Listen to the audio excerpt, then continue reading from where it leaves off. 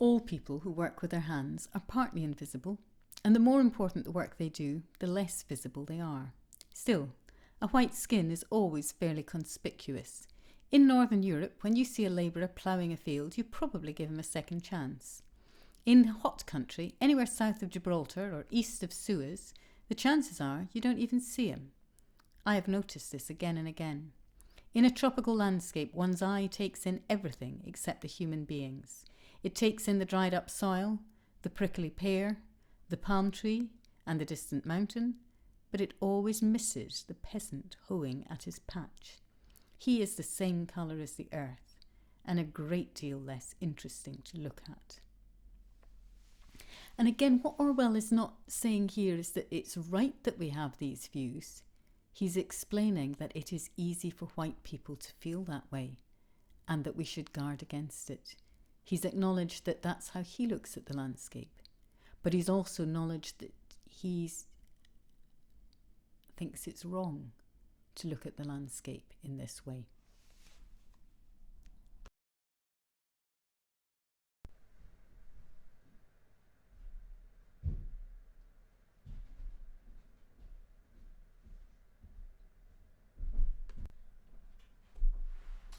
Oh, are you recording at the moment?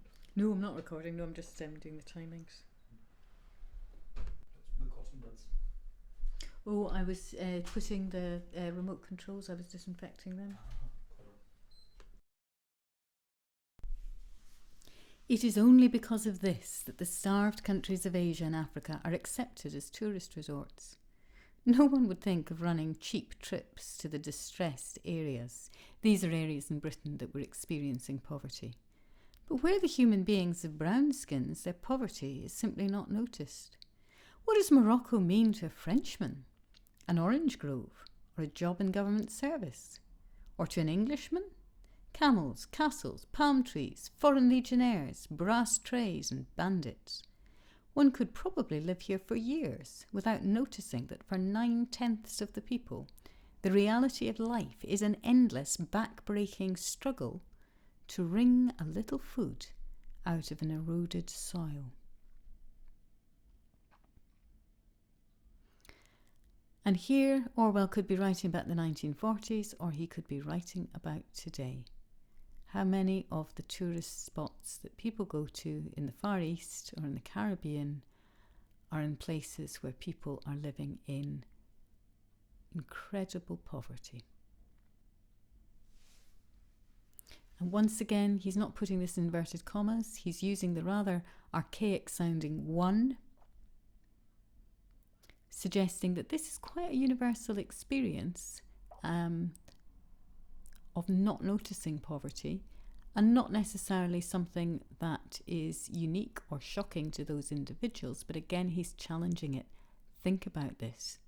Most people don't. Once again, appealing to the reader, you could be better than this.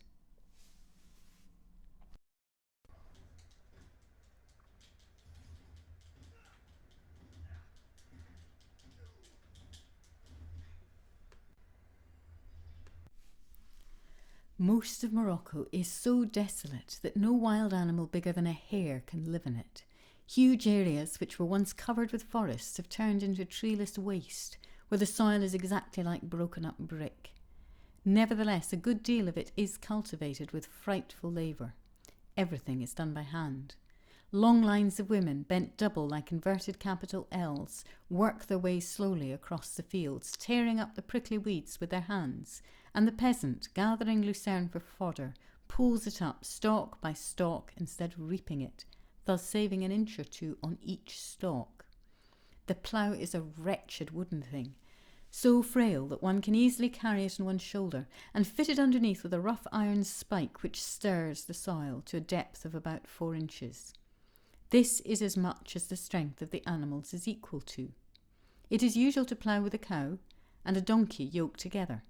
2 donkeys would not be quite strong enough, but on the other hand, 2 cows would cost a little more to feed.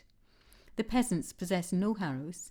They merely plough the soil several times over in different directions, finally leaving it in rough furrows, after which the whole field has to be shaped with hoes into small oblong patches to conserve water. Except for a day or two after the rare rainstorms, there is never enough water. Along the edges of the fields, channels are hacked out to a depth of 30 or 40 feet to get at the tiny trickles which run through the subsoil.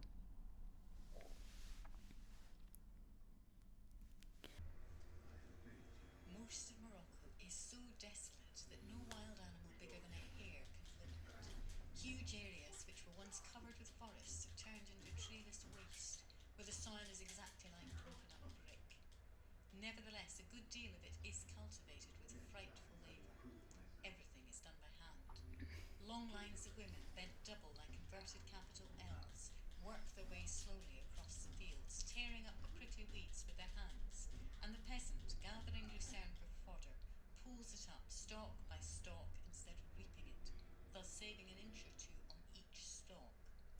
The plough is a wretched wooden thing, so frail that one can easily carry it on one's shoulder and fit it underneath with a rough iron spike which stirs the soil.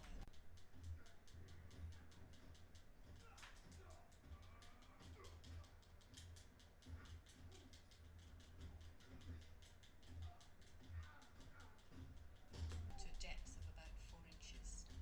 This is as much as the strength of the animals is equal to. It is usual to plough with a cow and a donkey yoked together. 2 donkeys would not be quite strong enough, but on the other hand, 2 cows would cost little more to feed. The peasants possess no harrows. They merely plough the soil several times over in different directions, finally leaving it in rough furrows, after which the whole field has to be shaped with hoes into small oblong patches to conserve water. Except for a day or two after the rare rainstorms, there is never enough water.